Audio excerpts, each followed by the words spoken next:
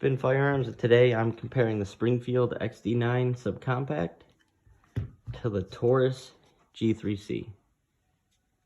What I like about both firearms is they are relatively cheap compared to something like a Glock, with the Springfield coming in around $380 and the G3C coming in around $250.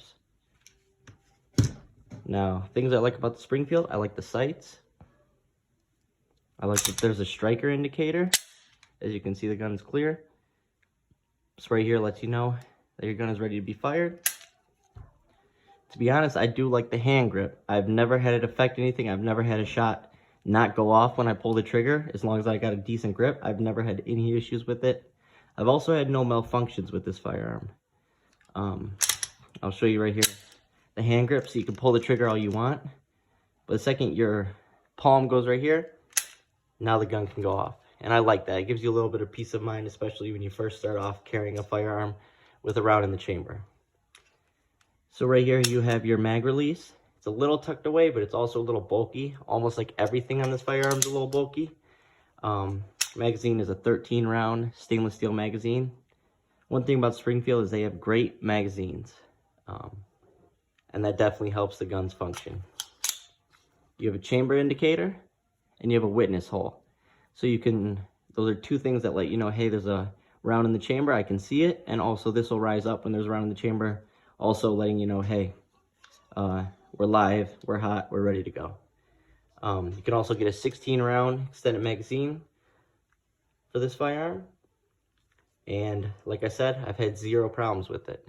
Now what I don't like about it is chunky, it's heavy. It can be a good thing when it comes to shooting because it shoots so flat and so straight. And actually this is a very accurate gun.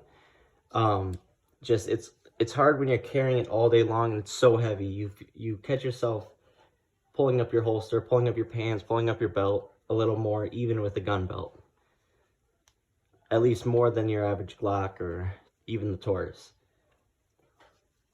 I'll show you a little comparison of length. So they're pretty darn similar in length.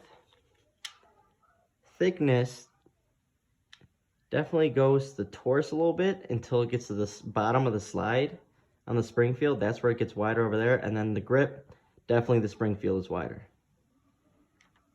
And this holds 13 with this magazine, and this holds 12. So you can see pretty similar in length, just the Springfield is wider. Now when it comes to the Taurus and safeties, the Taurus has a manual safety, other than the obvious trigger safety, which is on both firearms. Some people like it, some people don't. It's up to you. A great thing about this Taurus is in order to take it down, clean it, break it down, you have a takedown lever right here, very similar to a Glock in the way you take it down, which is helpful because everyone knows how to take a Glock down.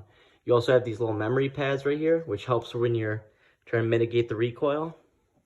And then another cool function of the Taurus is that once you have the, see it's clear, once you have the firearm ready to go and you go to shoot, let's say the round doesn't go off, you can pull the trigger again and again, potentially getting that round to finally go off. So if you're in a self-defense situation and your gun doesn't go off for some reason, and it's absolutely crucial to get that next round off, you have that second strike capability, which is pretty rare on firearms nowadays.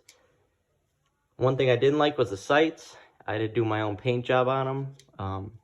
But other than that, it's a very accurate gun, and it comes with a great texture. You don't need a tail and grip. You don't need any of that. It comes with a great texture from the start, and it also has a rail, which the Springfield does have a rail as well.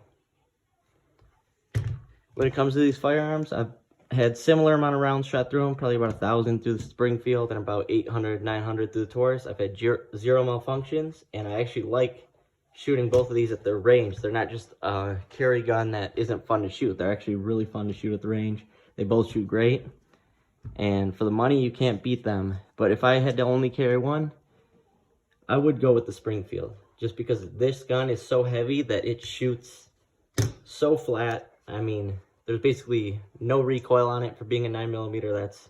That's great. So I love this gun. It's a great collection. This is something I'll never sell because I really do enjoy this firearm. And so yeah, that's my take on the two pistols. Hope you enjoyed it.